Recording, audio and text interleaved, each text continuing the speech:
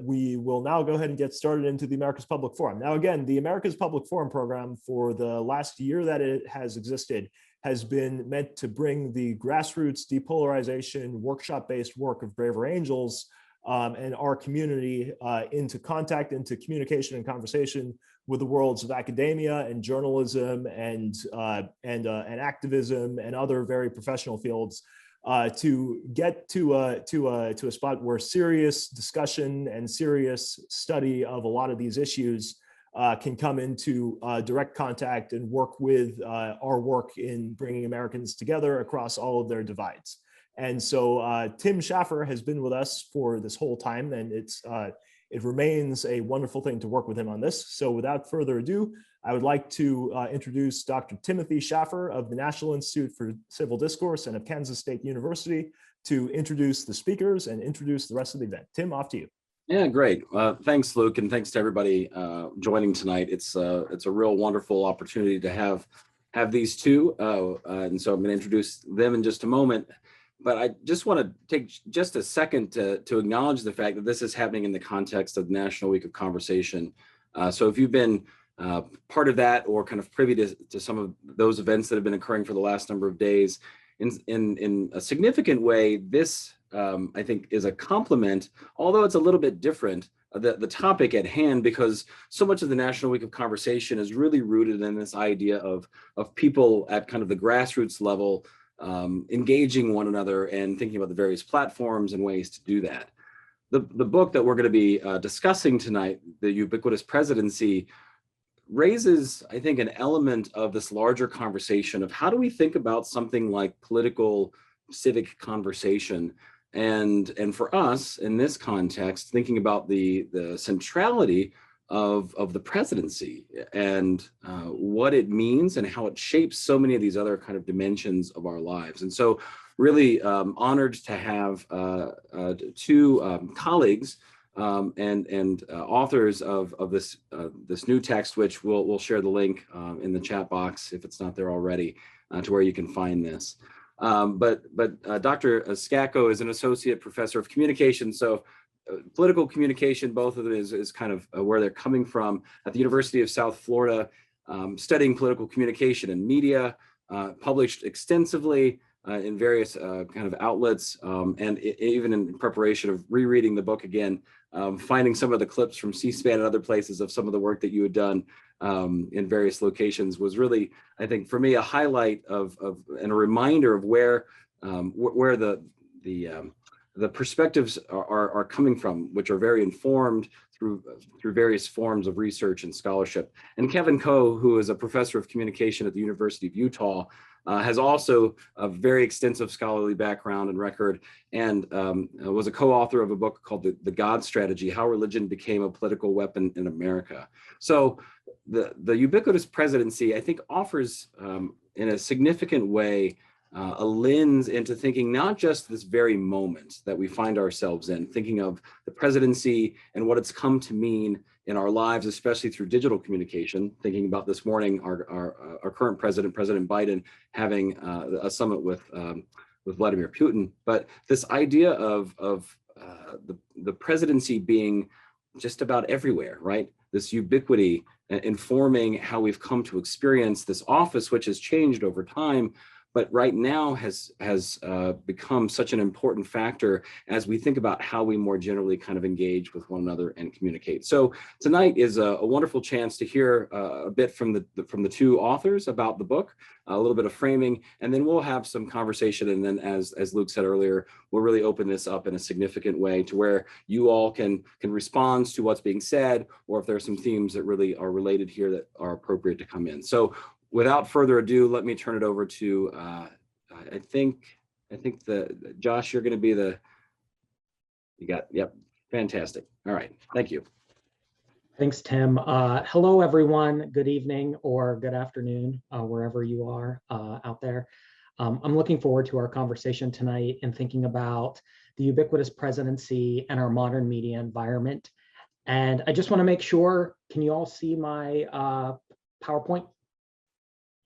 Okay, awesome. I've been doing this now for like a year and a half. So I promise you there's nothing that could potentially surprise me at this point when it comes to technology.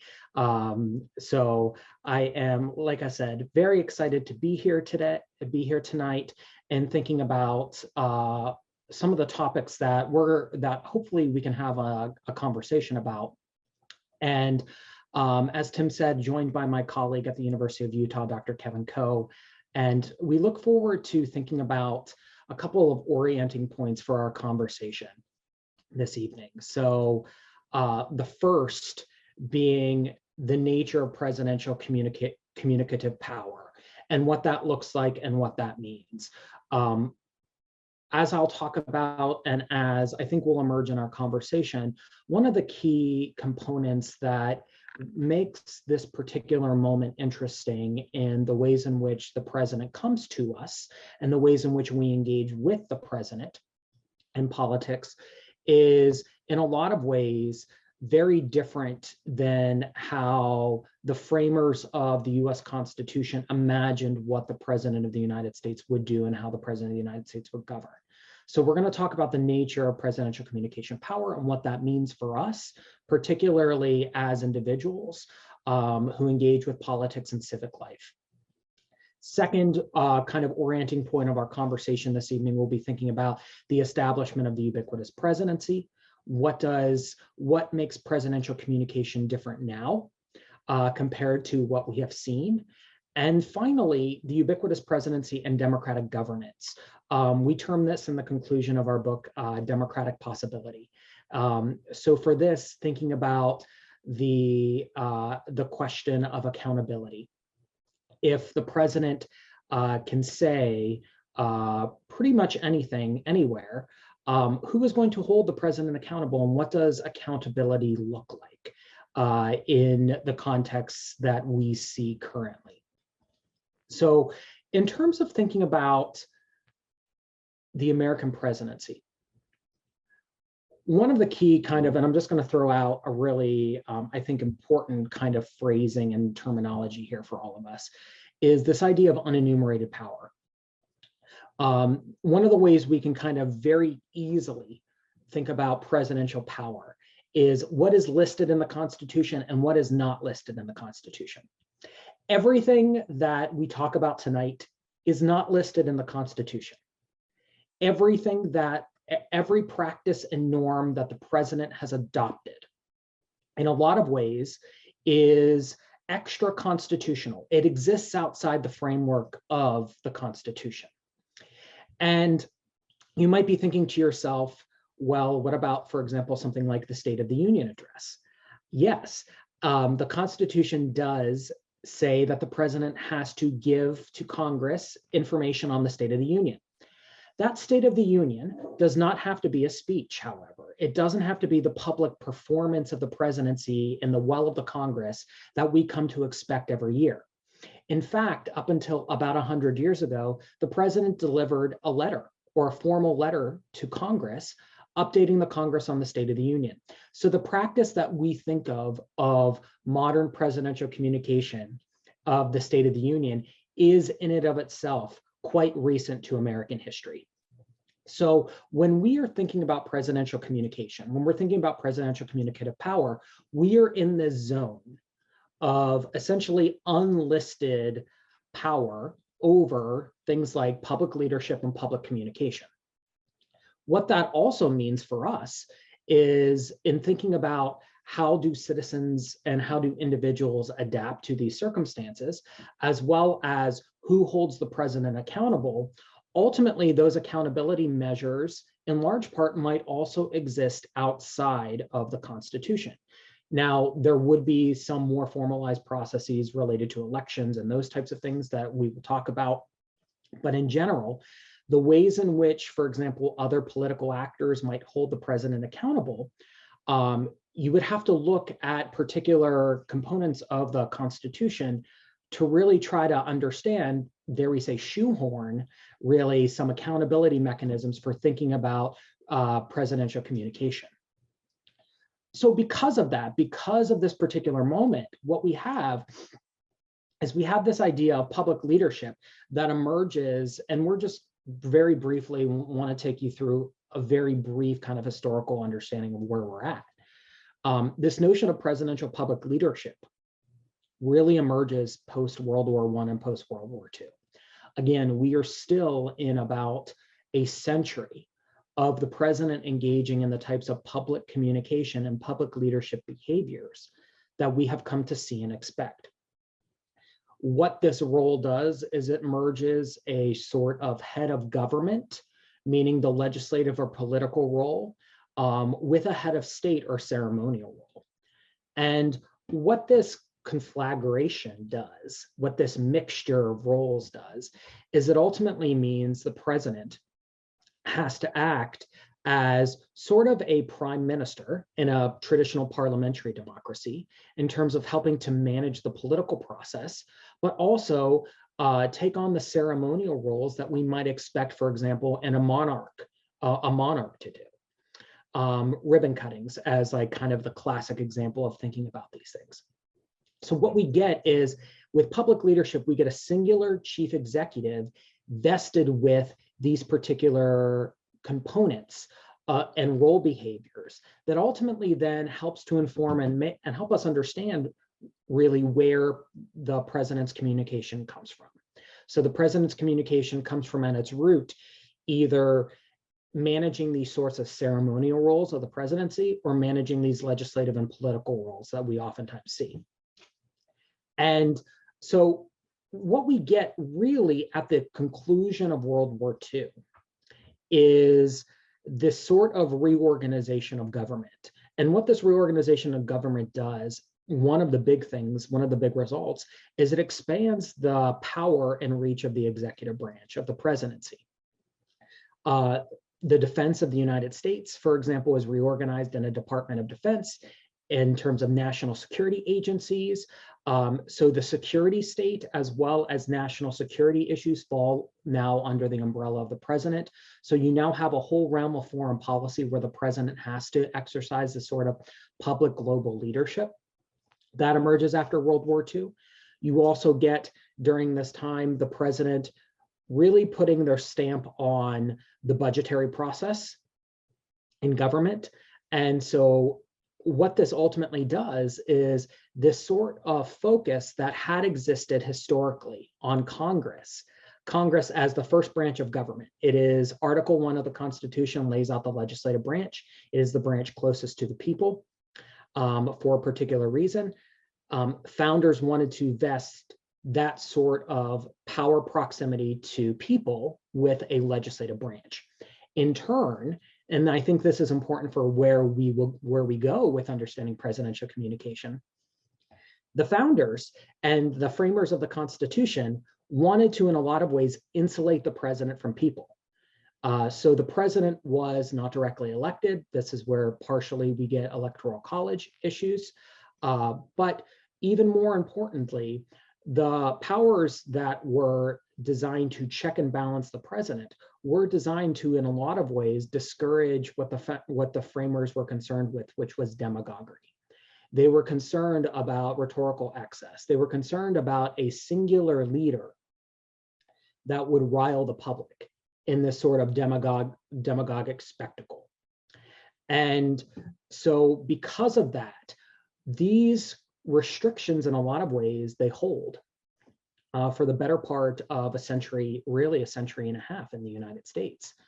And then what we get also with post-World War I and post-World War II is the rise of mass media, radio, later television, the ability to harness these particular media forces to elevate the presence of the president. And so what we get then with this emergence of sort of mass media is the symbolic components of the presidency come into play, image making and shaping, as well as public communication. And so this is, in a lot of ways, well-worn territory in understanding things such as Franklin Delano Roosevelt's fireside chats, and understanding John F. Kennedy's use of television, Ronald Reagan's use of television. These are fairly well-known, understood historical underpinnings of thinking about classic notions of presidential communication. So when we talk about presidential communication, ultimately what we're thinking about is we're thinking about reality shaping components of public leadership. And this might seem a little too generous towards the powers of the presidency in terms of the power to shape political reality. But in a lot of ways, if we understand the president's position as one voice, one megaphone versus that of Congress, 535 individual voices that on their best day can barely coordinate with one another, what we get is we get a potential unenumerated power in that the ability to essentially shape how individuals come to understand the political world around us, come to shape American culture as well. So this reality shaping component, the ability to define or attempt to define truth as well, becomes very important. So what we get then is with this sort of modern presidential communication, we get the goals that presidents want to fulfill of being visible. So they want to be seen and be heard, and they want to have amplification. They want to have reach with people. So that becomes important. They don't communicate just for communication's sake. We can talk during our conversation about the example of former President Trump's use of a personal blog over the past month, and then him shutting down the blog as an example that presidents don't communicate for communication's sake, they communicate for visibility.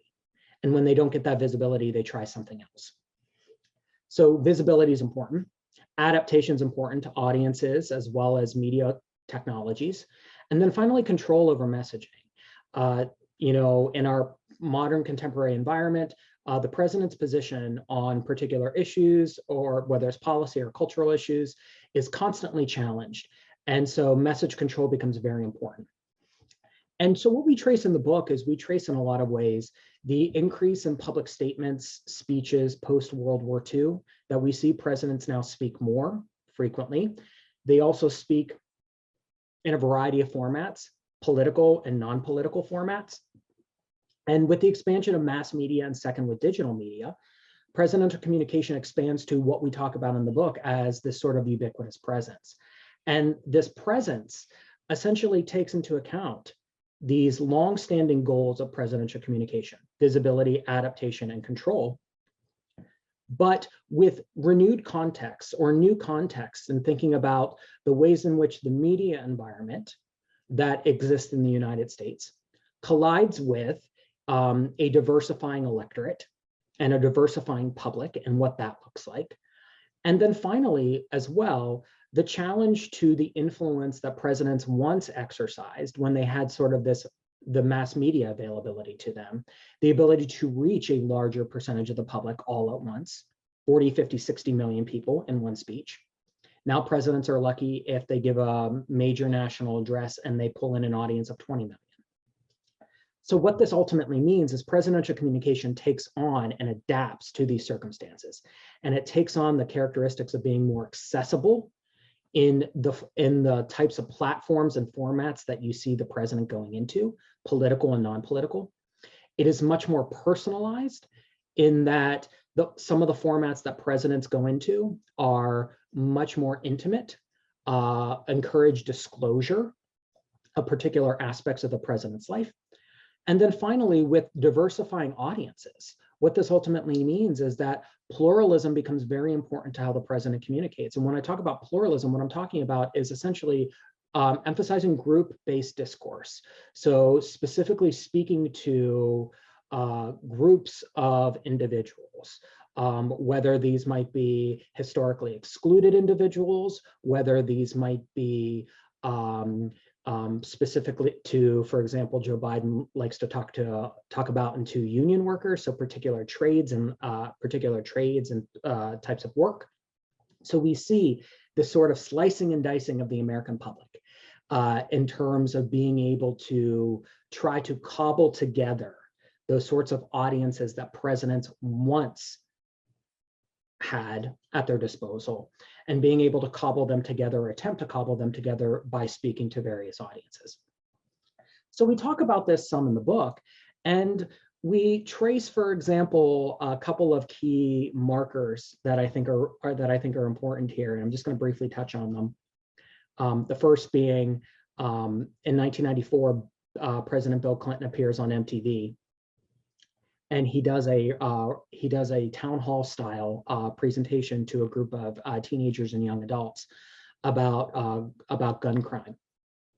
And he appears on MTV and he's taking questions from the crowd, and a young woman gets up and asks a very important question of the President of the United States. She says, President Clinton, do you prefer boxers or briefs? And so this is a really critical moment. President Clinton kind of answers the question, instantly regrets it.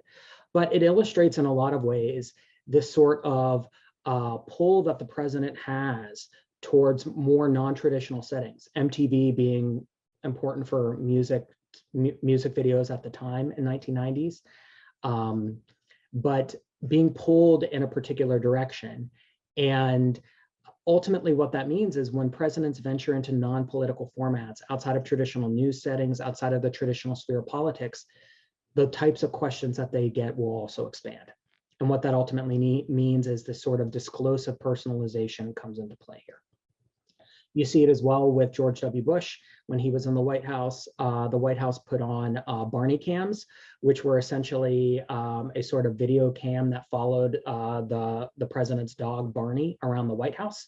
So gave a sort of behind the scenes look at life in the White House through the eyes of a dog. So again, the sort of personalization comes into play. When we enter the social media age in full with Barack Obama as the first president, what we ultimately get over the first president to use these sorts of social media platforms, what we get is a continuation of these forms of accessibility, personalization, and pluralism. And this only accelerates with Donald Trump in terms of his preferred use of Twitter to communicate.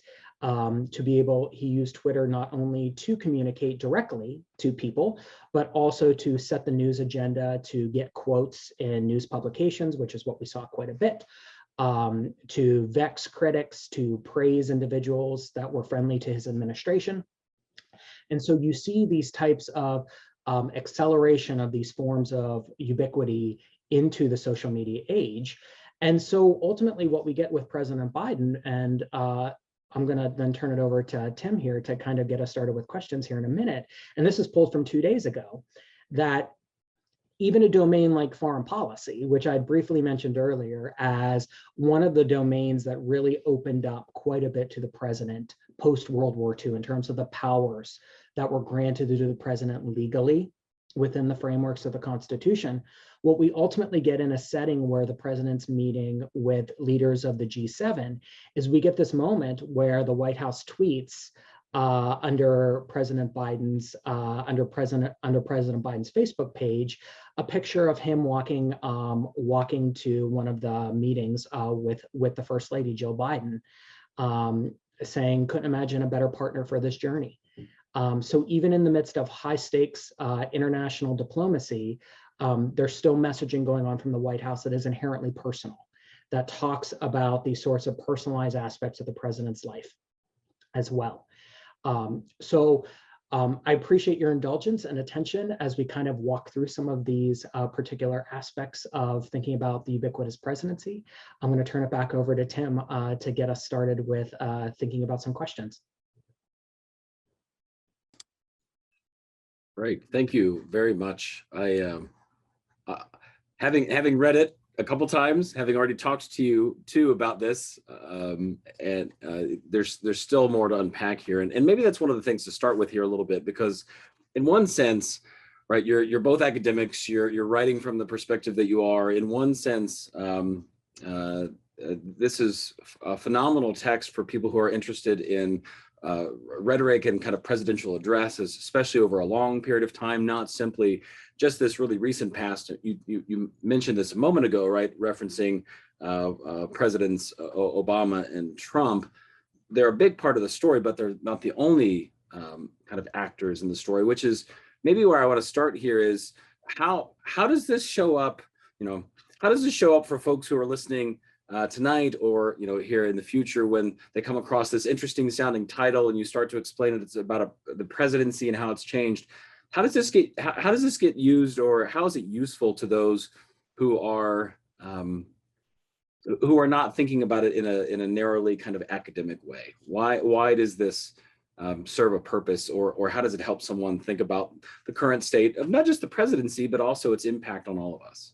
And I don't know how, between the three of us, however we want to kind of allow it to go, that's great. So this is to both of you.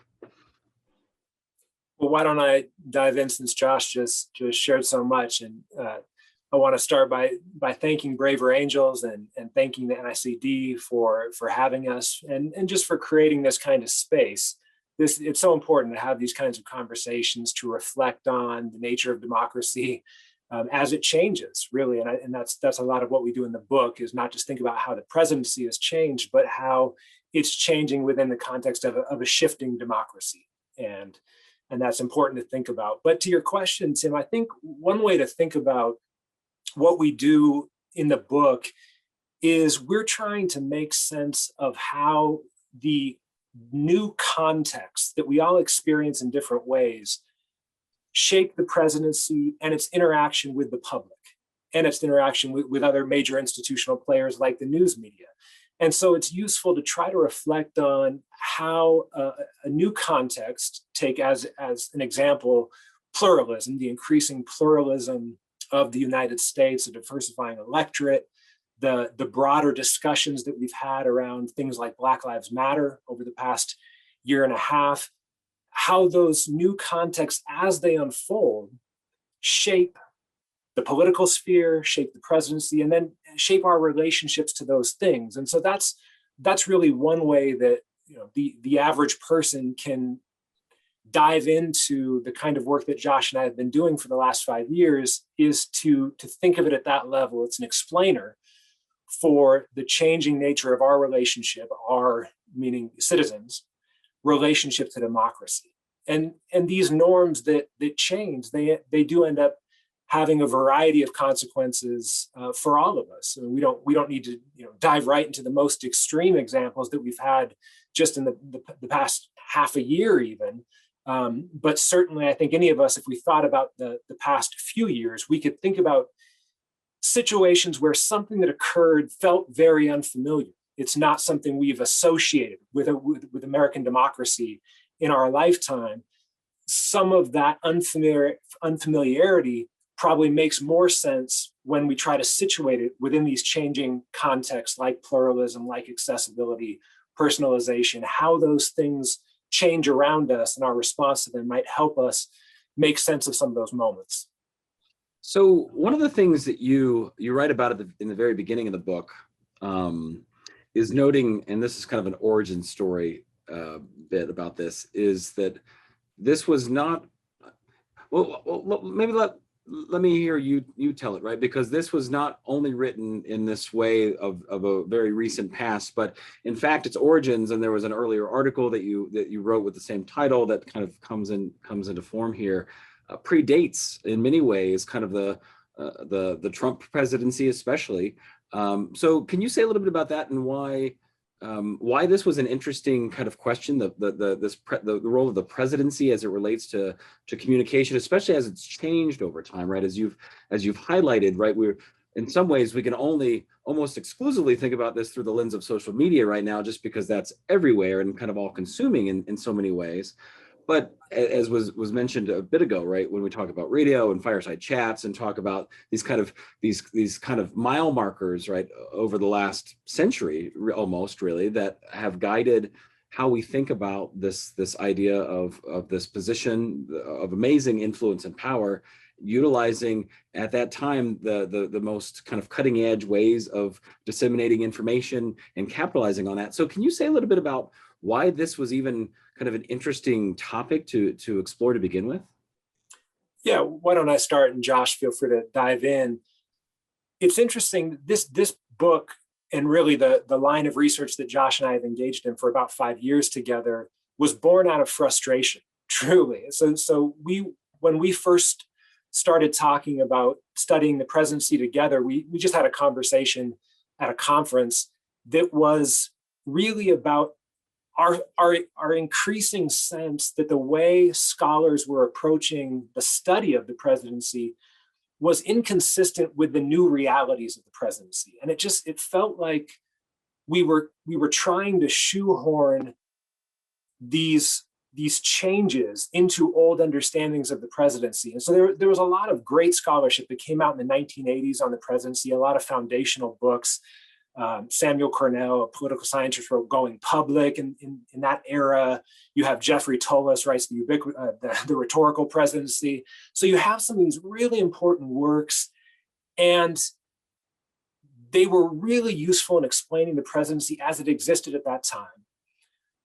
But so many of the assumptions on which those works were founded, things like an understanding of a mass audience, where, as Josh noted, the president could go on television at 8 p.m.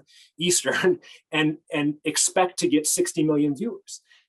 A lot of those things just simply didn't exist anymore. Those assumptions no longer held. And so we were frustrated that there wasn't new work that tried to reimagine the presidency, but also just to try to take seriously the presidency as it exists today, which is a context where, as we've learned over the past several years, a tweet can be more important than a primetime address. And actually, one of the things we find in the book is that the most attention Trump was able to generate across the course of his presidency was via tweets, not via major addresses, right? So when he gets talked about, it was because he had a controversial tweet, not because he had given a primetime address from the White House. So these changes, it was frustrating to us. And so we thought, well, let's try to study this in a way that just starts from the premise that what the presidents have been up to lately, including going into these non-traditional spaces, including these adaptations to the changing environment, let's just start with those and build out from there and try to understand the presidency. And so, and we think we did. I mean, we think that starting from that place, instead of from the old assumptions, allowed us to learn some things about the presidency that needed to be learned. And so that was a journey for us, but an exciting one. Yeah, and Josh, go please. Well, and I'll just briefly add that now looking back at that particular moment, there was, as Kevin said, a lot of frustration. And from the perspective of thinking about what this might mean for journalists and what this might mean for individuals, is the fixation on the form of presidential communication, as the president tweeted or the president appeared at the time. One of the things that occurred during the initial stages of the project was Barack Obama appeared in a video for BuzzFeed where he's holding a selfie stick and doing a playful video. But as part of that playful video, he's encouraging signups under the Affordable Care Act. And this is something that in my classes, I walk through with the students of, okay, let's think about the audiences for this. Why would Barack Obama do this on BuzzFeed? Why the joking? Why the show personality? And one of the key components to this was his outreach in those types of formats was roundly criticized as being unpresidential, but also in a lot of ways was crucial to getting younger people to sign up in the healthcare marketplaces under the Affordable Care Act. And so it was a critical component of public policy in the ways in which Barack Obama did outreach. And so this was something that the frustration not only extended to scholars and academics, it extended to journalists. And the risk, and I think we now see this in some ways, the risk is when you treat everything as breaking from historic kind of precedent, the risk then becomes you actually miss the very important breaks that could be critical to understanding the direction of democracy and those particular types of things. And that was another component that drove our understanding of the framework, our use of the framework, is in trying to decipher what was becoming a new baseline and what was actually abnormal that had to be checked in some way. One of the,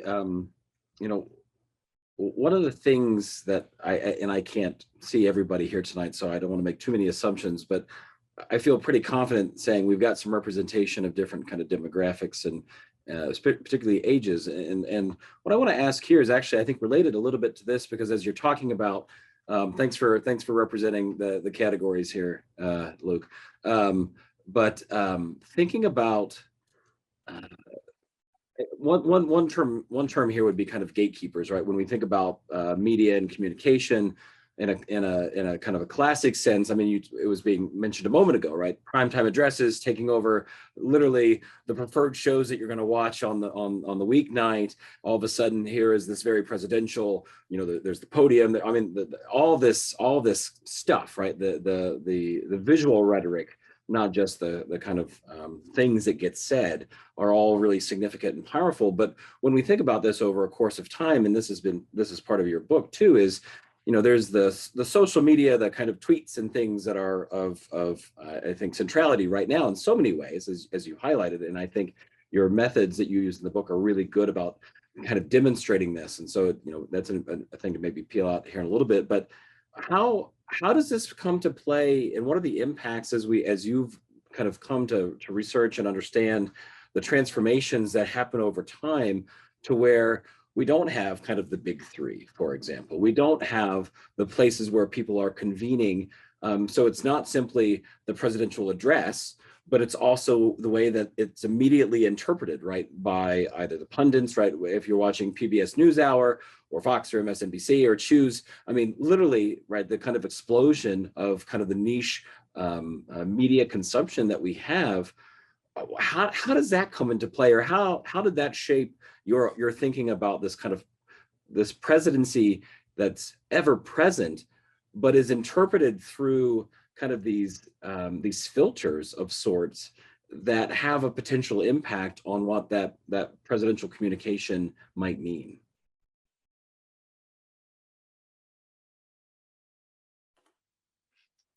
I'm sure Josh has ideas about this too. This is a great question, and there have been so many rapid changes in the media environment.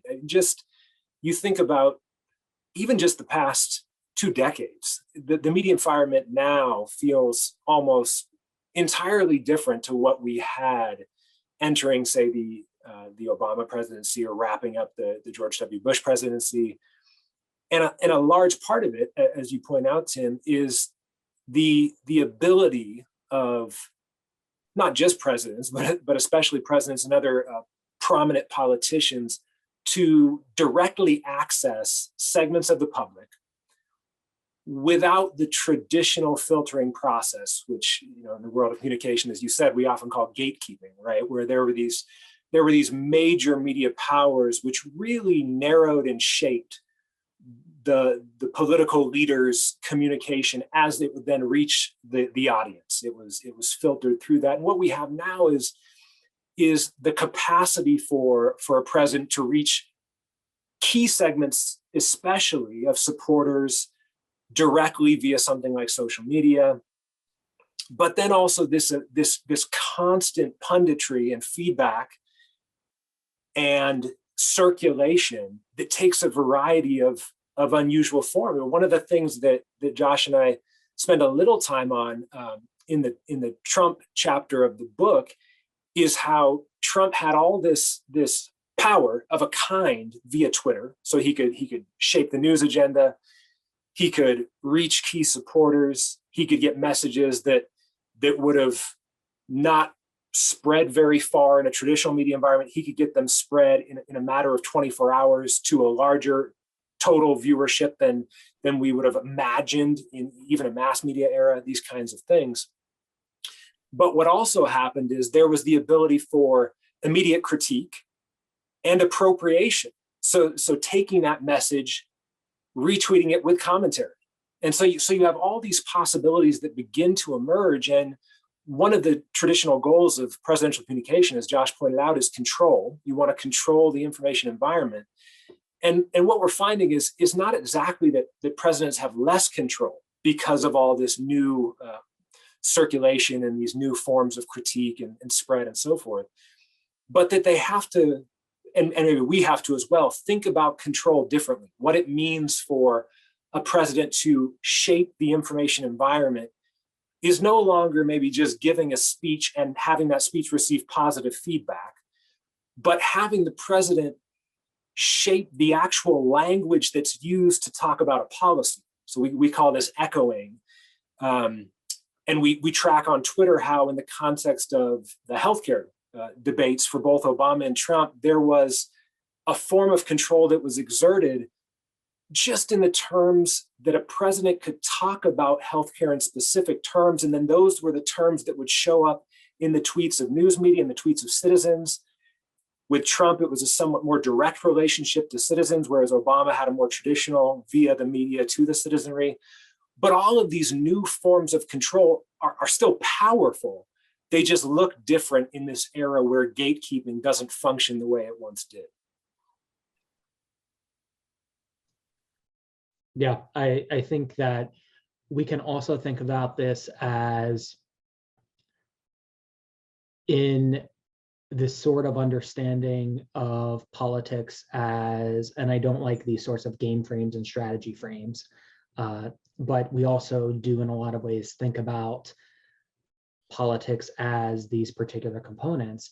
And if you are working in politics, you do kind of think about it as this sort of, how do I make sure that the person that I work for can exercise the influence that they need to exercise.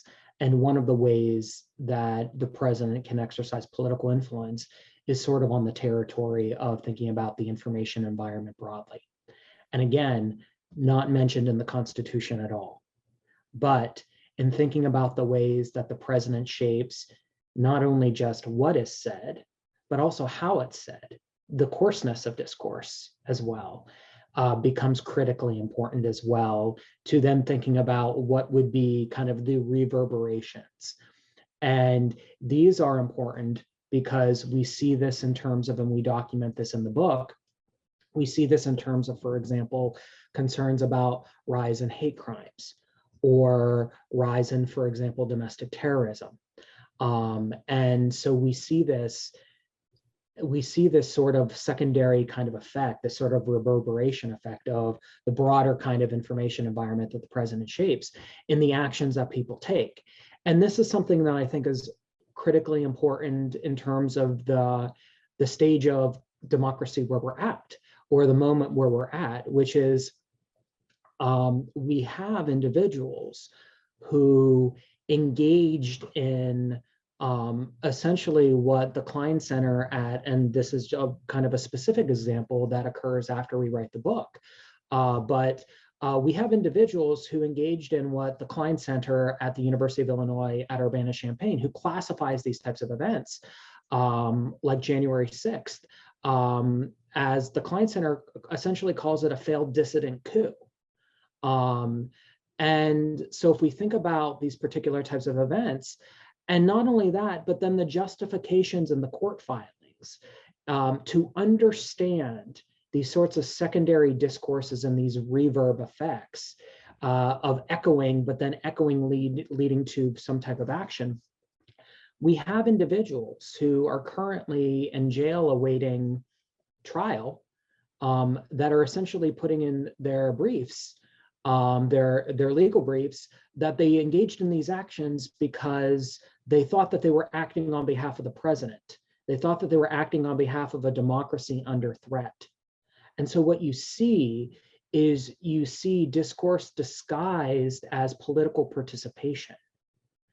And so this is why when we think about these sorts of ways in which presidents can shape the information environment, it becomes very important to look beyond these sorts of, well, the president speaks and that moves or doesn't his approval rating. We have to look beyond that. And we have to look to what are the other ways in which presidents can exercise influence over the thoughts and behaviors of others.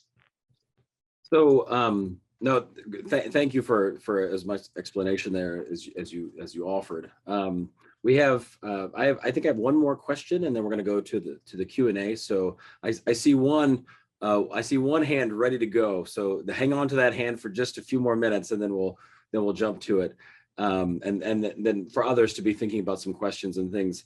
I guess maybe the last thing that I'd kind of like to pose here, and it builds off a little bit of maybe these last couple questions. And if it's okay, if I can do this, I think this might be the easiest way. I'm going to show an image of a tweet from a senator in April who was kind of lamenting the current presidency, right, of President Biden and his use of social media. And so I want to show this, and then I want to ask this question of where do we go? Where does this go from here, right? Is there, former President Trump, right, is right now not on these platforms that were so influential for him, for example, but is this a moment of reset, right? I mean, I can remember the first day of the Trump presidency, a legitimate question from commentators was, is he going to use Twitter as the president, right? I mean, so let me just show this real fast so others can see this. Senator John Cornyn kind of writes this question of asking, is the president in charge, right? He's not tweeting as kind of prolifically as had been the recent experience. So I just want to leave this here so people can see it for a moment. But this whole question of what does this mean going forward, right? Because so much of this text of this book really is looking into our fairly recent past, but also in a longer sort of way. But what does this mean as we're going forward? So I'm going to stop sharing that now, just so we can see each other. So what does all this mean for us where we are right now? One, that was a fascinating tweet. You have a senator who's essentially saying we need a president to demonstrate leadership by communicating with us. So as a communication scholar, that's an especially fascinating tweet to me. I know when Josh and I saw that, we just thought, wow, this is really consistent with some of the things we've been studying. But let me situate it a little bit in a broader context. So what we saw beginning with really going back to Clinton, the emergence of this more ubiquitous form of communication, the president being in a variety of places all the time, that accelerates through George W. Bush and Barack Obama, and then especially Donald Trump in obvious ways. Those changes are both adaptations to the new circumstances, but they're things that then set an expectation for the public and for other political leaders about what it means to be presidential, what it means to lead as president. And so Cornyn's tweet, in a lot of ways, is a reflection of these changing expectations that we more and more do associate public communication with leadership. And so one of the things that we track in the book, we had a good opportunity to put 2 national surveys into the field with some help from Emerson Polling. They do routine election polling. And so we were able in 2016 and then again in 2019 to have some questions inserted into their national polls that focus specifically on the extent to which people want the president to communicate frequently. We call these frequency expectations. And then the extent to which people want presidents to communicate in a variety of different venues, including non-traditional venues like entertainment forums and so forth. And just to give you a quick sense of the frequency side, even just from 2016 to 2019, we see a pretty noticeable increase in people's desires to have more frequent communication. So you get changes in the extent to which people tend to feel like they should hear from the president directly somewhere between once a month and once a week. But that group that felt like it should be more frequent, it grew from just even 2016 to 2019. So all this to say, that Cornyn tweet, it does reflect real changing expectations about how we perceive presidential leadership. And so again, just a little bit of context, and Josh can can speak to it as well. Great, thanks. Yeah, this was, I remember specifically, Kevin and I were emailing back and forth. We were messaging about this, being like, did you see the Cornyn tweet? And very much illustrative of this idea that in the book, we think about this in terms of not just the ways that individuals have come to expect how the president should communicate, but also looking at journalists as well, in terms of how journalists describe the president being presidential.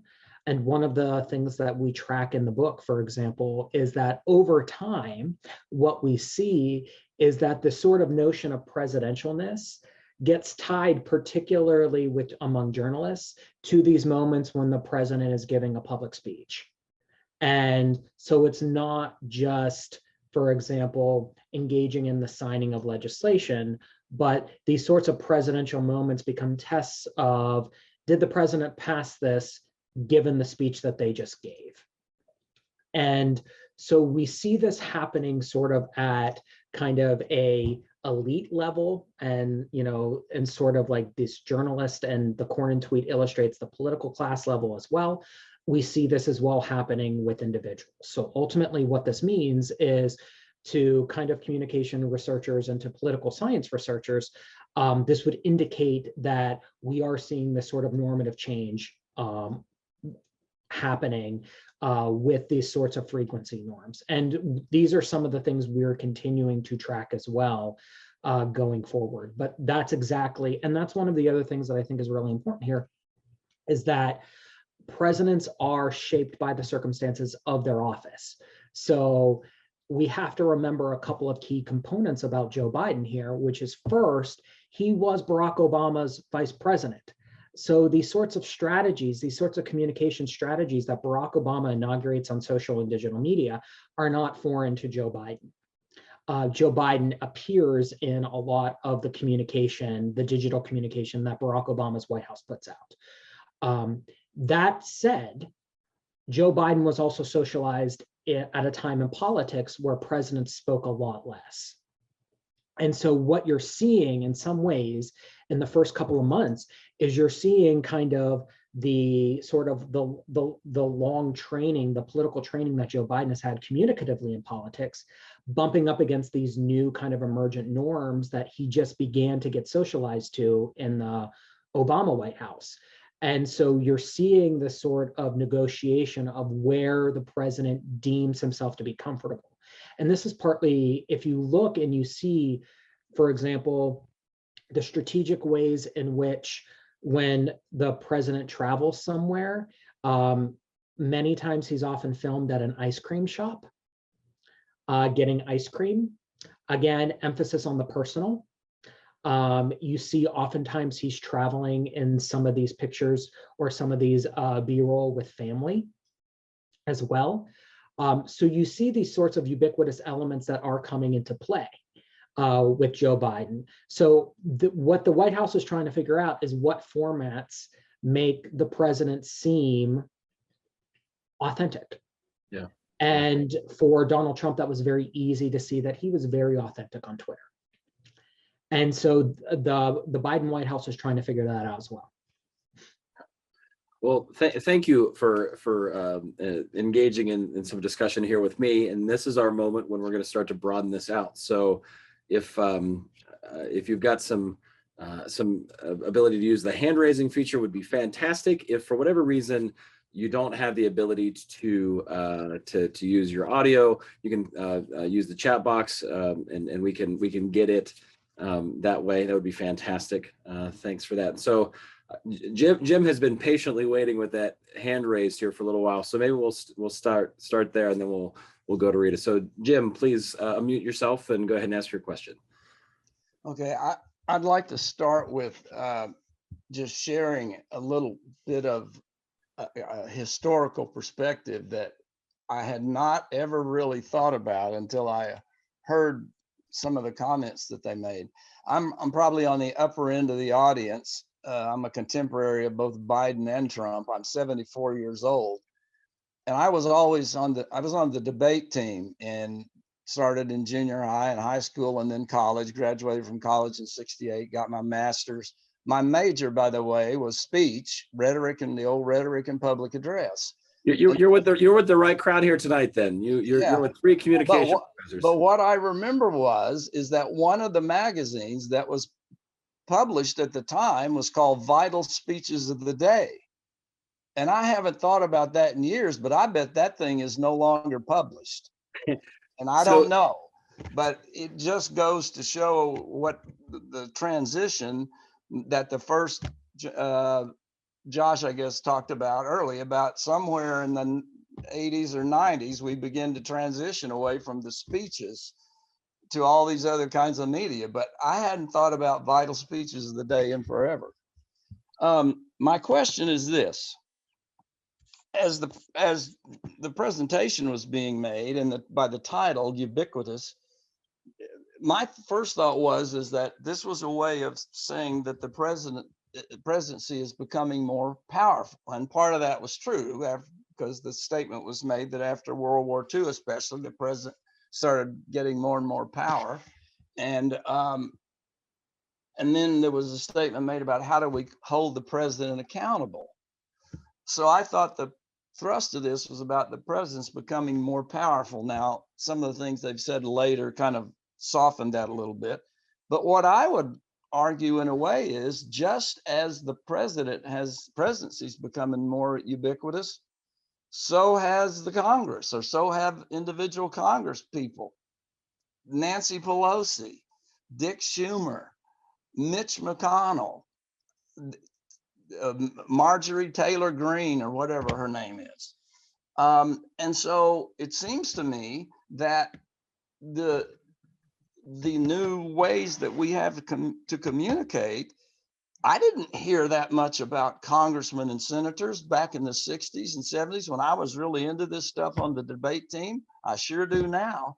So my question is, how does that, do these new ways of these new media make it easier in some ways for people to hold the president accountable? I took a long time getting around to that, but anyway. It's a great question, and maybe just as they're getting ready to go, I was actually, there was a moment I was jumping over to one of my other shelves where I have all these presidential rhetoric addresses, and I grabbed a couple of them off of a shelf. And it was a similar thought to what you had of what would be kind of classified in a certain way as being important, right? Where these famous speeches, right? The first inaugural, so on and so forth. But it's a great question. So I don't know, Josh. I think you're unmuted, so maybe you're ready to go. Yeah, I'm still ruminating about this. So if Kevin has a kind of an answer as well to think about, but it's interesting in some ways that we had to negotiate this, and Jim, thanks for the question, because we had to negotiate this very firm foundation in communication studies and in rhetoric of how the president should be approached. And the initial kind of peer review process on this was a bit rocky, and some of it had to do with just kind of like the behind the scenes on this. Some of it had to do with these sorts of ideas of what types of communication should we be focusing on, right? And I think that there was this kind of traditional approach of saying, no, we should be focusing on the speeches. And these sorts of kind of emergent approaches, or essentially the edge of the cliff that Kevin and I were on, of essentially saying we shouldn't just be focusing on the speeches. And that transition seems like it is slowly kind of occurring. But also I will say that there is still this sort of kind of among researchers, there is this sort of hold on this notion of the traditional presidential speech.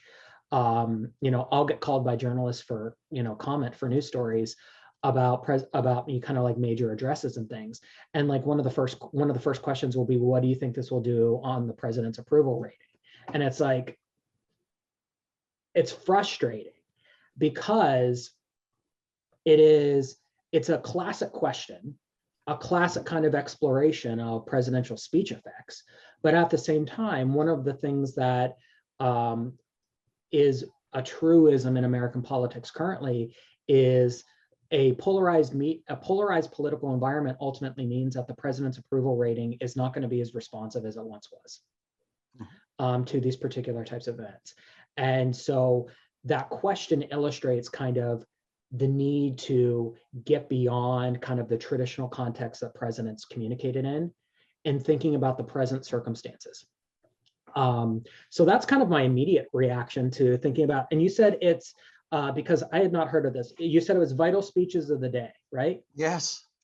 Okay, I made a note of it. So I'm gonna go see if I can dig some, I'm gonna go see if I can dig Well, it. I know that, you know, I'm getting up in years. I think I'm old enough to be both of your father, you know, old enough to be the father of both of you. So,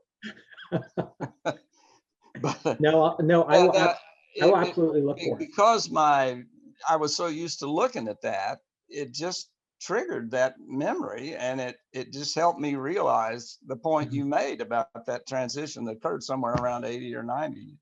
Well, if you and I think Luke has put it in the chat box. It does in fact still exist. So you can re-up that subscription if you want to go for it. So thanks, Luke. Saved me the time in searching for it. I was actually going to do it really quickly, and then Luke beat me to it. This is where he's real good behind the scenes. Well, no. Thank Tom Roberts, who's one of the participants here, who sent it to me. So Tom Roberts. Well, my mistake. I retract all my generosity to your good works. Thank you, Tom. Yeah. I just want to, I love this, the vital speeches conversation is great too, because I took an American, I think we called it American Political Discourse class when I was in college, circa 2000. And it was just a book of speeches. And what we did was each class period, we would study a specific famous speech. So that's still very much, well, I guess, back then, at least, you know, a few decades ago, was still very much the norm. But to pick up on another aspect of your question, Jim, and it was an excellent question, thank you. This idea that other political actors now compete with the president for a share of the attention economy, essentially, is really important, because in many ways they're responding to the same emerging context that the president is. They start out at a disadvantage just because the president has an initial prominence that is greater. But if they're savvy, they can use the very same mechanisms to gain power of a kind more rapidly than they would have been able to in the past. So I think it's about somebody like Rep. Ocasio-Cortez, who gained a lot of prominence primarily via Twitter, became one of the more followed members of Congress via Twitter. And that translates into a real kind of power. It's not the traditional form of power as far as negotiations in Congress goes and votes and so forth, but it's a very meaningful form of power. And in some respects, it's a kind of power that can then build on itself, because it opens up additional opportunities to mobilize supporters, to fundraise. It builds a kind of profile that makes it more likely that if someone who is successful in that vein were to seek the presidency, journalists would take that person seriously more quickly than they would have otherwise. So it really is, it's not only that the president is ubiquitous, it's that we all exist now in this attention economy where the president seems to be everywhere. And there are these other major players who are also circulating amid other famous people, amid celebrities, amid athletes, who all take their share of the attention economy. And that's all part of this process as well. So a really good point. Yeah, great. Yeah, and while nobody, you're right, nobody gets the attention like the president does, but if you take all of the individual congressmen or senators who are taking advantage of this, and you add all of their things together, then they begin to have their leverage begins to increase a little more. So anyway, thank you for addressing it, but yeah. I appreciate it. Yeah, no, Jim, it's a really important point. I mean, the sense of, I mean, as we were talking about before, like the lack of necessity of the kind of the gatekeepers of going through kind of the established kind of means of communication really opens up a different landscape in a significant way. So great question. We've got a couple more hands here. I see Rita, and then we'll go to Lynn. So Rita, if you could unmute, go ahead. Thank you so much for the speakers and everyone being here tonight. This is really, really interesting. I could not really come together with a verbalized question, but I wanted to throw out a few statements and see if y'all can speak. Just raise your voice at the end. It'll be kind of like a question, just, you know. I'll give that a try. Okay, so these are some things that I wrote down. What is we've heard some of the positive things here. I've heard some positive things, but what is the real wisdom of open communication without gatekeepers? The psychology behind making a president so accessible, I guess, in some of his statements and stuff. You spoke about Clinton and the question that the young woman had for him. Is there I guess we can look at it in more than one way, but I kind of, at 63 years old, I still tend to have respect for, the authority figures that I've been taught to respect. And, what does that do? That psychology behind such open communication with the public. And also, I think that the public often thinks that they know much more about whatever it is than they actually do. And I kind of wonder if that adds to that sense of that exposure, that, added exposure, talking about certain things gives them the thought that they are understanding topics that really there's no way they could unless they were truly directly involved. And last but not least, the added responsibility, with an already overloaded presidency, that, how much responsibility can the president take on with, adding a social media to that? So if you don't mind maybe commenting on some of those thoughts. Great, thanks, Rita. Thank you. Rita, thanks so much for those excellent statements / questions. I want to start, I'll start with kind of the last statement first, because there actually is some really fascinating research on this in terms of the number of individuals in the White House and the executive office of the president that have some sort of job descriptor, job title that includes communication. And one of the things, the researcher who has done work in this area, her name is Martha Joint Kumar. She's done some really phenomenal work. Looking specifically at White House staffing over time. And one of the key components that is important here is you really get a beefing up of the organizational structure of the White House to communicate publicly in the Nixon administration. That occurs for in terms of the formalization of kind of an office of communication. And then what you see is over time, the number of staffers that have as part of their job some sort of public outreach or public communication has only expanded. So that I believe what Dr. Kumar found was when she was looking, for example, at the Bush presidency. So this is 3 presidencies ago. That by the Bush presidency, 2/3 of individuals that were working in the White House had some sort of role that included public communication. So, and I see your wows and that kind of stuff in illustrative of this, but it does illustrate the scope with which this can take over many responsibilities. We also see this in terms of the formalization of these structures, particularly in the Obama White House. Many of Obama's early executive orders or executive statements had to do with the establishment, for example, of the digital kind of realm of White House operations and what that would look like. Barack Obama was also the first person or the first president to have an official White House videographer. His name is Arun Chaudhry, fantastic individual. Also wrote a great book about his time in the White House and the Obama White House, but the first White House videographer. So what you see a sort of expansion. That's organizationally.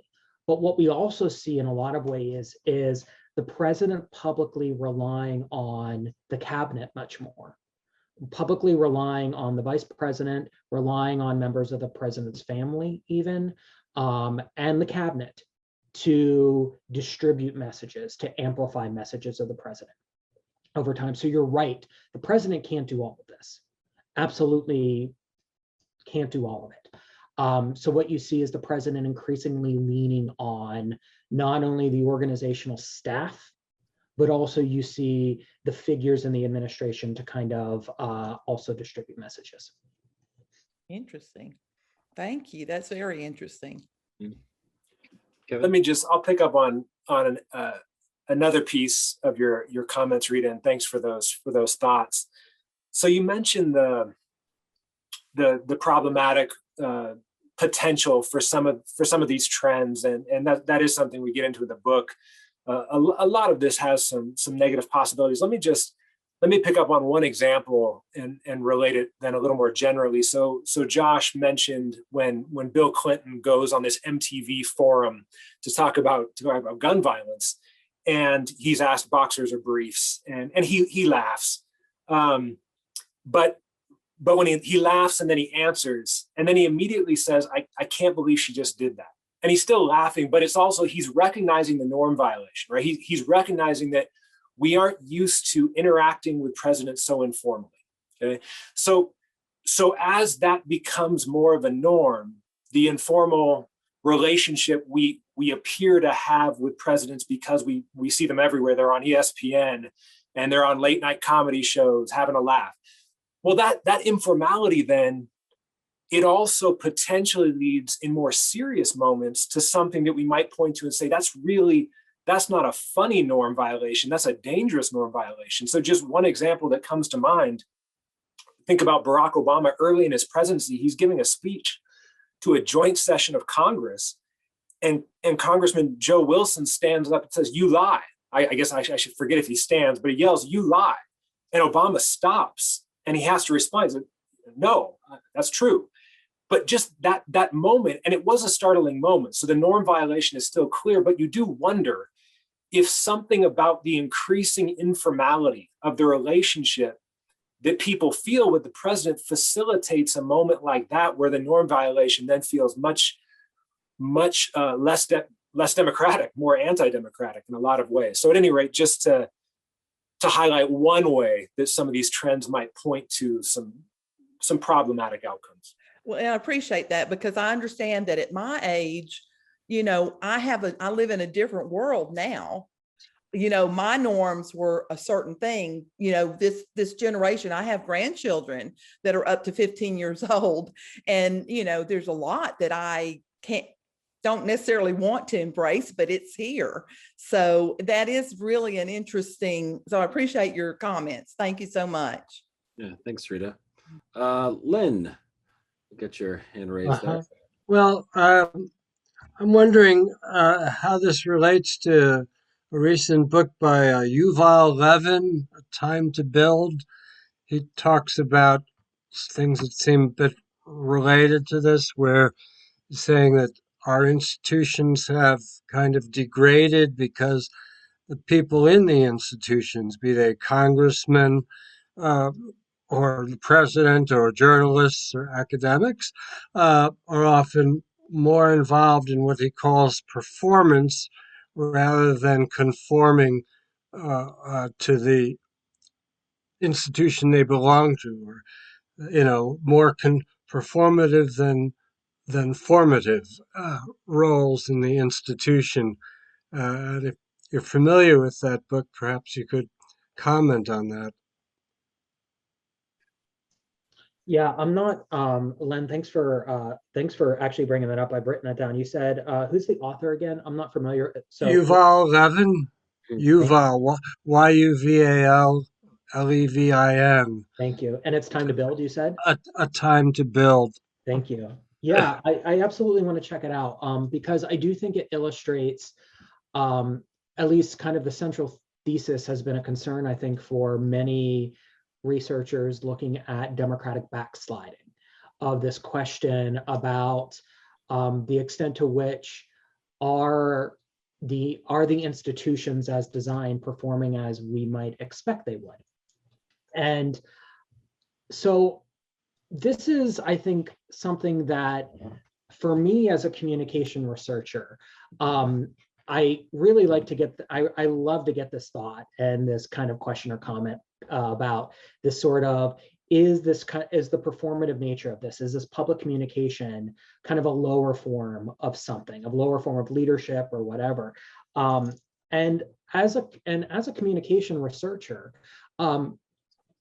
I kind of take the focus here and say that the public performance of the presidency, these sorts of public communication components, yes, they're not within kind of the scope of thinking about the enumerated roles of the president in the Constitution, but they are in a lot of ways critical to responding to the context that leadership operates in. So I do think that there is important in terms of, we sort of go here in the book in this question of, we kind of first grapple with the question, is this good for democracy? And what we do in kind of the classic form is we kind of skirt around that, because I don't think that's the question we should be asking here. What I think we should be asking is, how can we make sure that this sort of public performance of the presidency or public communication is held within the guardrails of democracy, that the leaders that communicate are held to a particular standard, that are held accountable for their communication. And so that, I think, is the ways in which institutions operate, the degradation of those institutions. What that ultimately means is that ultimately would allow the president to get away with more, to continue to push the envelope.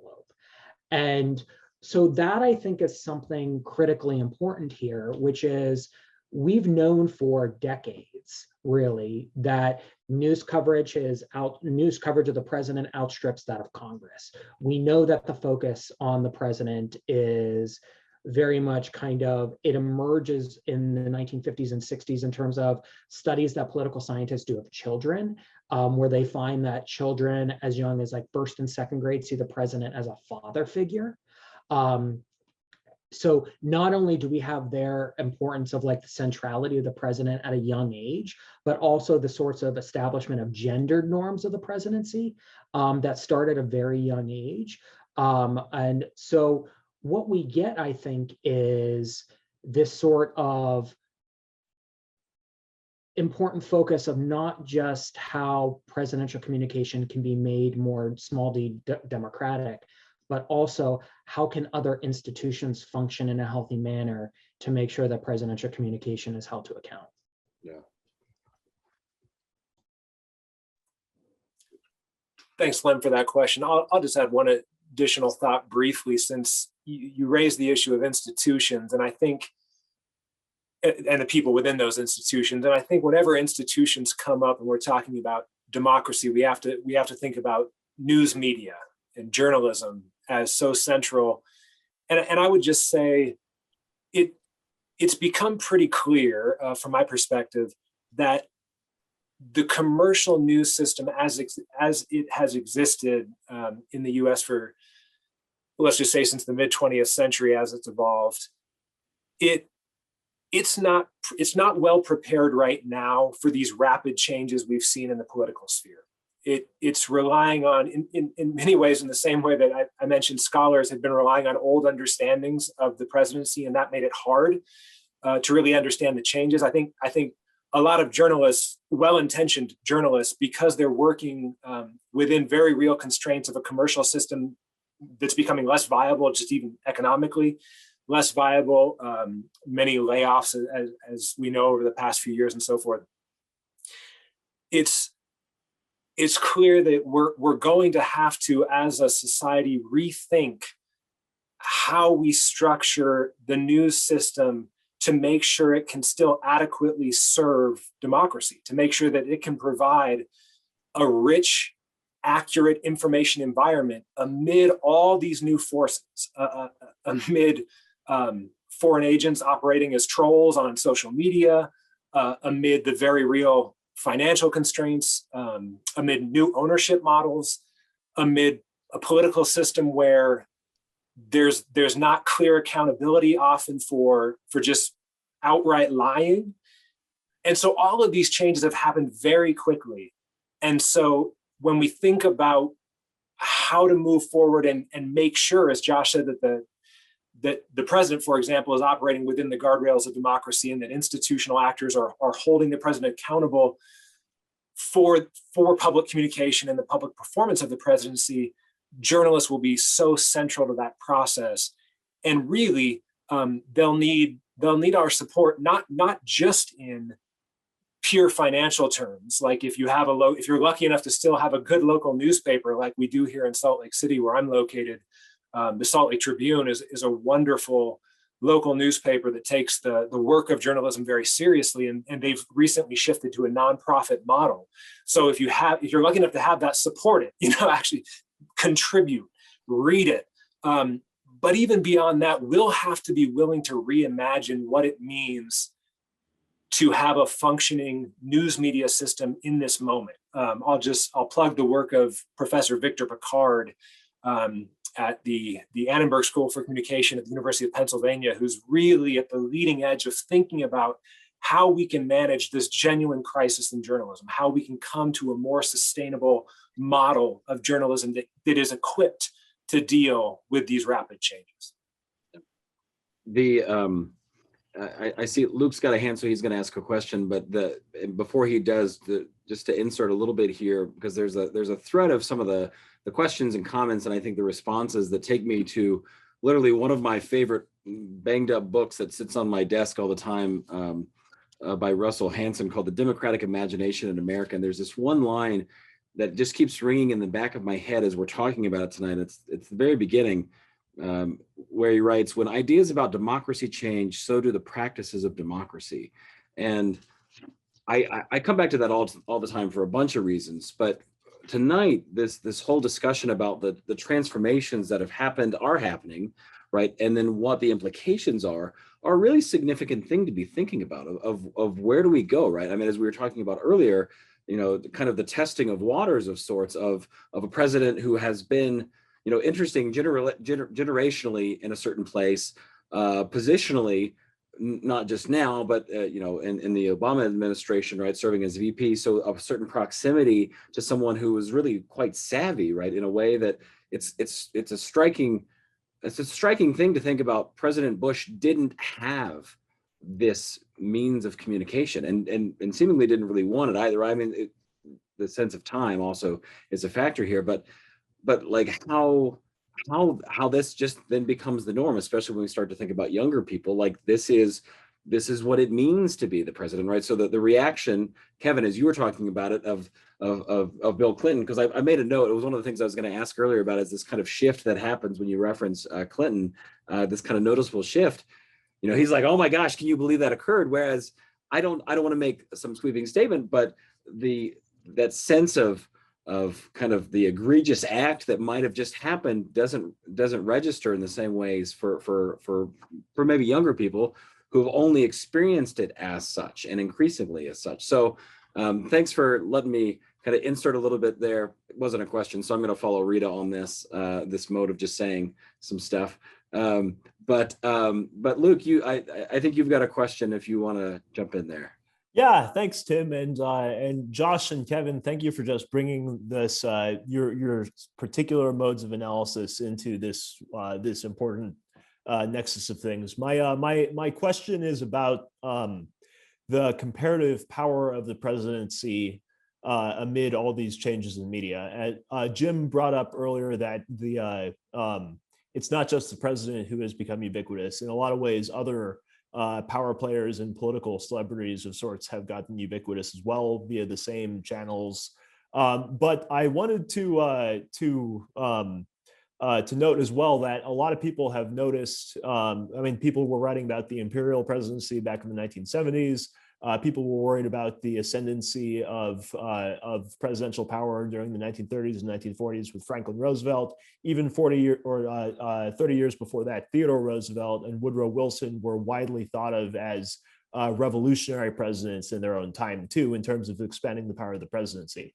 Now that I think about it, all of those coincided to some degree with revolutions in communications technology as well. Radio in Roosevelt's and Wilson's case, and also television in Franklin Roosevelt's case, although radio was probably more there. So I guess I want to know what you think about the relationship between those two trends, right? The increasing both political and institutional power of the presidency and the national public prestige of the presidency, and how those relate. Like, is it the case that a president who is on all of our Twitter feeds, on all of our televisions, in all of our brains, is that president actually more powerful necessarily, or do they just have more capacity for power that they can squander or use very well? Does it possibly even hamstring presidents from using power that they might otherwise have if they were a little bit more private and quiet, right? I don't have a deep grasp on this, and so I was wondering if you could tell me specifically, like as the presidency itself grows just institutionally powerful, what does that mean for this ubiquity on media as well? Yeah, Luke, good question. And it seems like it's kind of threading back to Lennon, Rita's, and Jim's kind of points as well, and Tim's points that he's making. So one way that I oftentimes approach this, and maybe it's it's, my training and orientation to this type of work, is when someone asks about power, I immediately think communication power. Okay. So obviously there are other powers of the presidency, commander in chief, being one of the big ones, as well as, making appointments, staffing a cabinet, those particular types of things with the advice and consent of the Senate. All the things that we learn in civics class. In terms of thinking about this notion of communication power, one of the ways that I think about this, and this actually, I made a note about this because I loved Rita's comment about the psychology of this. What does the psychology of this look like? And one of the ways we can kind of think about this is if we think about kind of our brain space in terms of the ways in which we use words to frame things and words to kind of set reality and those types of things. This notion of framing is so critical. And I know, and I believe we probably have a few folks on the call who also are kind of familiar with this idea of framing as well. But a professor by the name of Bob Entman really revolutionized this notion of framing as, how do you make something kind of prominent? And then how do you kind of define within that prominence what is important about the world? So it's selecting particular components of information and then blowing them up and making them salient for people. And so when I think about communication power, the way that I think about this is, how do presidents attempt to occupy kind of our brain space? So maybe in the average person's mind, they might have three kind of thoughts about politics. We'll say three thoughts, okay? How many of those thoughts are shaped by, and not only shaped, but thought of in the way, described in the way that maybe the president would describe them? That's communication power. Because the first to frame reality sets that reality for people. And what we see oftentimes is this great kind of race between various political actors to try to frame what is reality or not. This is really interesting because oftentimes it can be relatively disorienting when a president uses a different type of frame or linguistic construction or rhetorical construction that many people are used to. One example that I use with my students is in thinking about the notion of terrorism, what we define as terrorism in the United States, who is referenced in our minds when we think of terrorist. And then what happens when we have, for example, a domestic terrorist event that doesn't necessarily coincide with the images or the footprint in our forehead. That's framing power. And so when we think about the types of power that presidents can operate, this I think is really important. This is also really important to understanding why individuals can believe that a president won an election when they didn't win the election. Why a president is confident and capable when they might not necessarily be confident and capable. So this is, I think, kind of the square footage in our minds that is devoted to these particular types of issues. That's really where I go with thinking about these particular types of things. Obviously, there's a great landscape. When Schlesinger's talking about the Imperial Presidency, he's talking about these sort of organizational and foreign policy aspects of the presidency, obviously.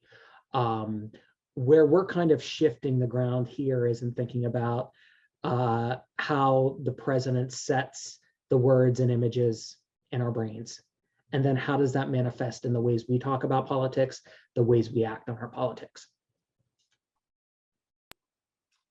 Great. I would add that one thing that's come up here and again over the course of the conversation that maybe is worth making a little more explicit is the dramatic effect that partisanship plays in structuring the effects of presidential communication now compared to in some of the periods that you referenced. And thanks for that excellent question, Luke. It's really, it's always been the case that people engage in what political scientists call motivated reasoning, right? Where we don't encounter information from a neutral position. We encounter information very much from a position of our own interests already, and then try to align that new information with what we believe.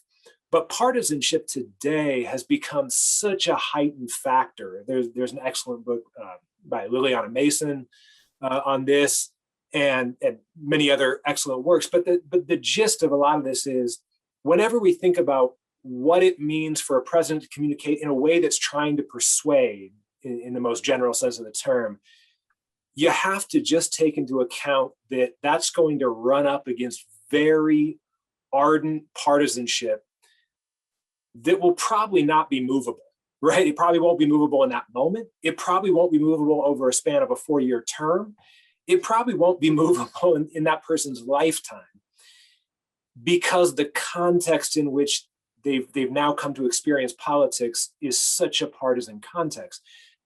Trump joked in 2016 that he could, it was something like he could stand in the middle of Fifth Avenue and shoot somebody and he wouldn't lose any voters, right? And that, it's dark humor, but you sort of get it because he was just making the obvious point that for people who supported him, his behavior was almost irrelevant.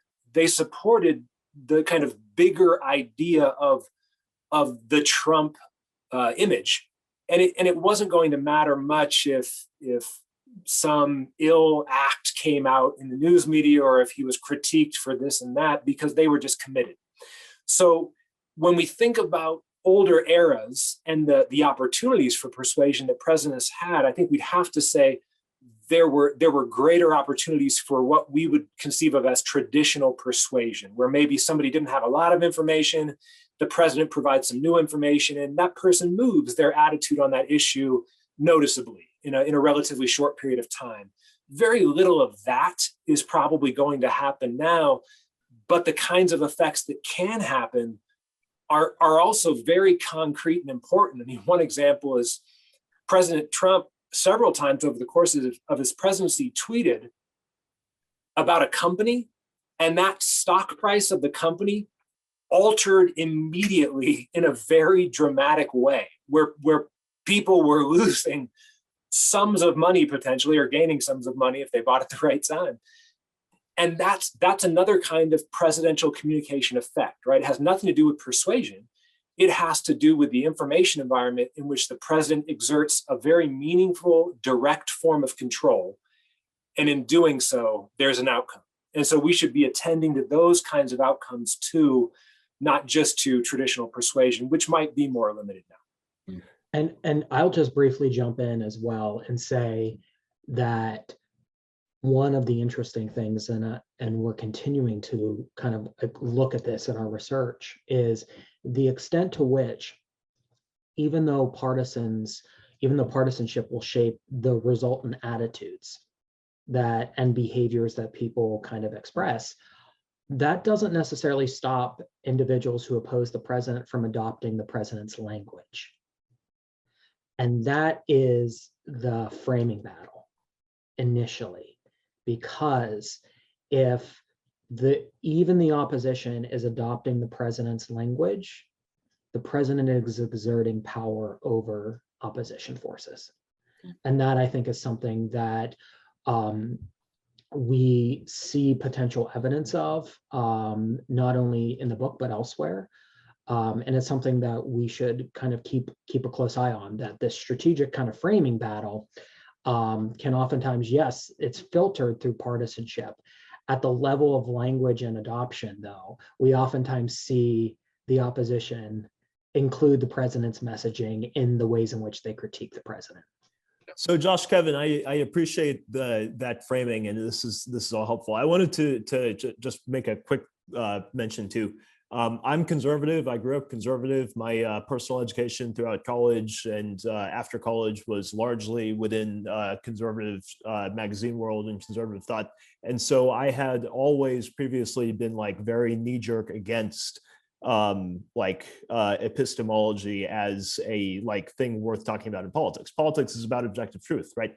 And I don't know, in the period between 2014, 2015, 2016, and then especially onward throughout this, and partly because of Trump, but also partly because of various trends in media and various trends in social movements and conspiracy theories and all kinds of stuff, I've come to realize that the kinds of work you two are doing and the broader questions it's nestled in terms of epistemology and is truth constructed, or is truth real, or is truth some mix of those, and what does that mean for power, and what does that mean for social order, are actually some of the most fundamental questions of politics itself, in some really weird ways. And so I just appreciate the contributions that you two have done for some of this here too. So yeah.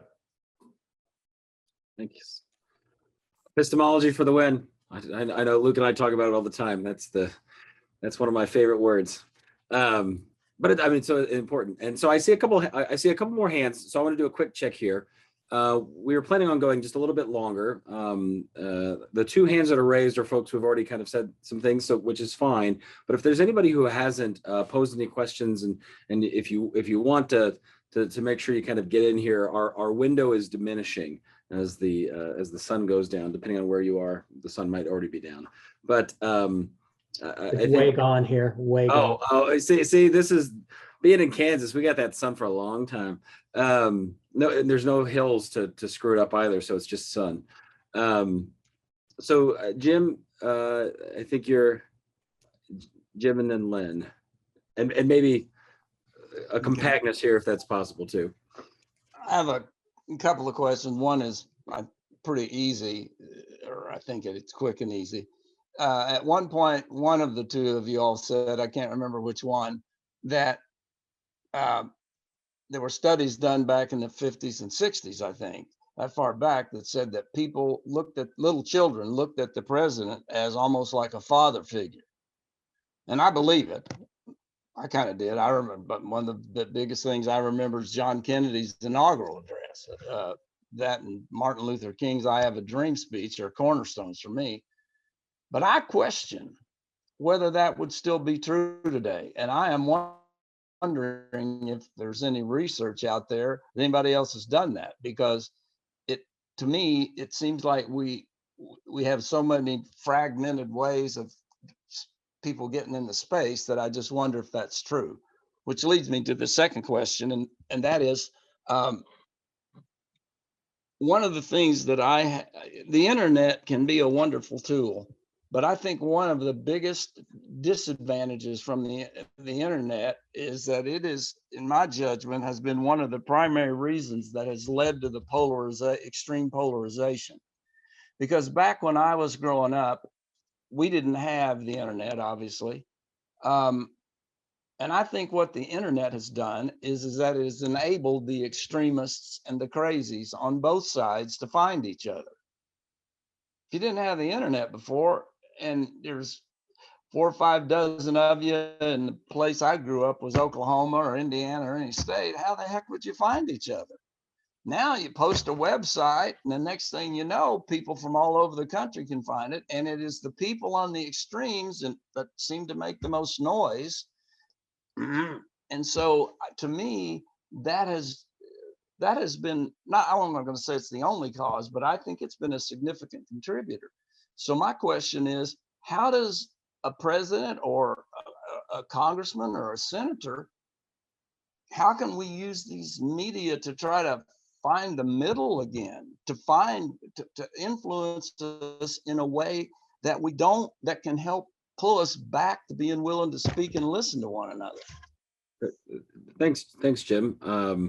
So the updated versions of perception of the presidency, right, is maybe one thing to kind of quickly say, and then that sense of how does the ease of communication, right? We're talking centrally about the presidency tonight, but like that's also true for everybody, right? We can all do these things in some ways, right? We don't have the same kind of followers and impact, but yeah, please go ahead.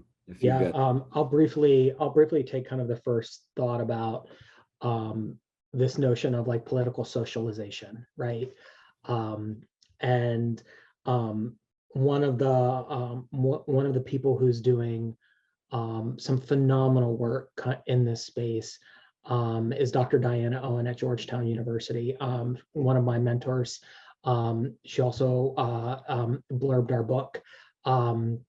And so she is a political scientist that a lot of her work has been in political socialization and is now looking at kind of socialization in the digital sphere related to the president.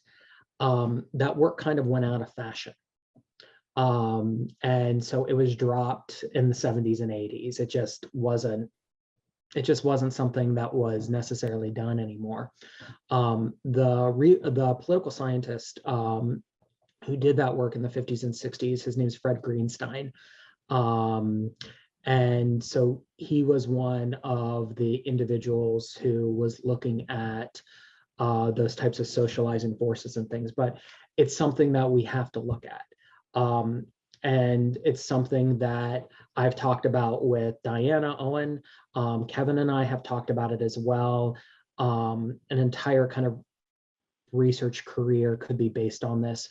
But ultimately, we need to know what's going on. And the reason why we need to know what's going on is there is something fundamentally different about being able to see the president basically in the palm of your hand. And what does that mean, right? And that type of what communication researchers call that sort of parasocial interaction. It's different. And so understanding how that's different, how it's interpreted from a young age, I think is very, very, very important. I still think that there is some of that socialization that goes on in terms of the ways in which young people learn about the presidency. But the extent to which there are other kind of contributing factors that are coming into play now, we don't know. So, but it's an important point. So Kevin can take the second kind of portion. Yeah, thanks, Jim, for those questions. Just on the internet and its role in fragmentation, polarization, these kinds of things. I'll say one way to look at this is that U.S. politics has always been about power being given to voices that are more organized rather than just necessarily the largest group of people. So the way I sometimes put this to my students is, you're more likely to have an impact in US politics if you have 10,000 organized voices as opposed to 100,000 disorganized voices. Because journalists, for example, need something they can attribute a quote to. And so they need to know who to go to for that quote. And if they can go to an organization that has some name that they can put to that quote, that's much more useful to them than just the vague sense that 100,000 people share a view. So the way this relates to your question is, there's an extent to which the internet has made that kind of organizing more feasible for certain types of voices that may have been on the fringes of society. And so some of those voices have become more prominent precisely because, as you put it, they could find each other, and then they could also organize together in a way that lets them access mainstream discourse, so to speak, in a way they could not have done pre-internet. That has some obvious negative consequences in the circulation of conspiracies and so forth. It has some positive consequences in the ability of groups that have been historically marginalized, who have legitimate grievances about US politics, now find their way in and air those grievances and find redress. So all this to say, the internet is a major factor in that kind of organizing, but it all happens within a somewhat familiar reality of US politics, which is organized voices get attended to in a way that disorganized voices just do not. Right. Watching the clock here, and Lynn, you've got the last hand here. So what I'd like to do, if you can keep it brief here, that will allow us to have some closing comments from the two speakers tonight. So we'll turn it to you, and then we'll do a little bit of transition towards the end here.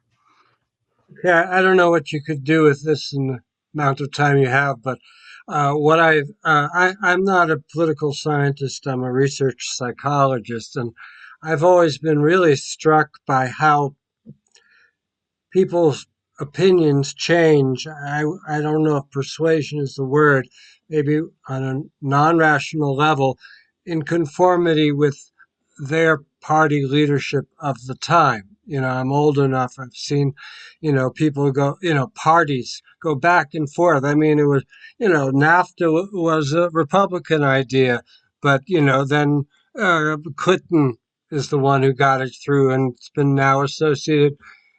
It's become a Democrat idea, and then, and now, etc. I mean, and the Cold War is just the biggest area of flip-flops on attitudes, especially amongst the liberal set I've lived amongst. And I'm sure you've noticed that. I mean, I've read about that in what political science I've read. But what I haven't read about is the amnesia. People will flip to the current popular view of their party with seemingly no memory of what they used to believe. And I don't know, I mean, that's a big question. I'm just wondering if anyone's done research on that. And if not, conclude. The easiest, that's a good question. And the easiest way to answer it, Tim, it looks like, just put in the chat the link to the Liliana Mason book that I referenced, which is called Uncivil Agreement. And that book is your answer, I think, really. It really does help explain how, as she puts it, how politics became our identity. And so that some of the shifting you're talking about is because we now just think in terms of who we are is about the way we align politically. So I'll just leave it at that for the sake of time. But truly, it's a book worth reading to make sense of that. It is, yeah.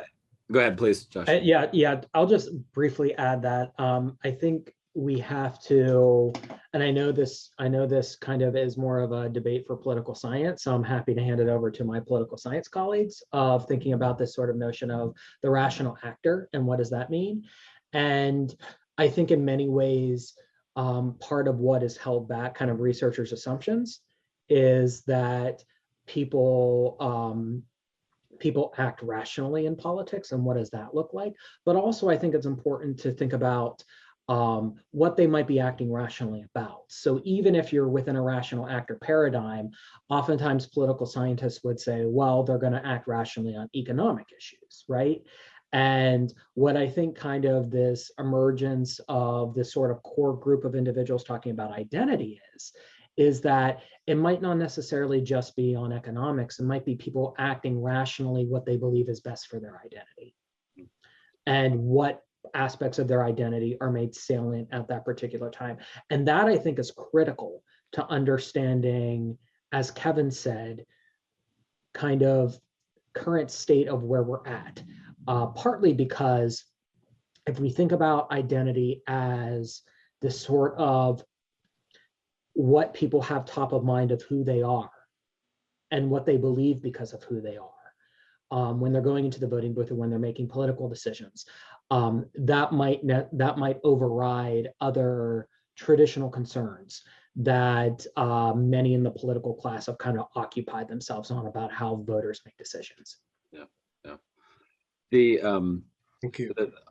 Yes, great question. Our time is coming to a close here a bit, and so I want to give just a very brief space. We have some practical things that are something's going into the chat box for the upcoming events and links to NICD and Braver Angels. But I want to give the two of you just a moment to have some final kind of statements and thoughts. One of the things I never got a chance to ask you was really about this language, and you alluded to it, I think, Kevin, talking about the democratic possibilities. And so as we're concluding here, your kind of final statements, that for me is kind of what's looming in the back of my mind of so what, like where does this kind of shape us going forward? So thanks to everyone for the questions, and let me turn it over to the two of you just to some final comments, thoughts, reactions, responses maybe to the discussion we've had tonight and as we're going forward. I'll offer one concluding thought, but first, thank you all for the questions, for being here. This was really engaging and enjoyable. I appreciate the opportunity to talk with you all. I'll just say one thing that Josh and I suggest as a democratic possibility at the end of the book that I think maybe takes people by surprise is we suggest paying less attention to the president.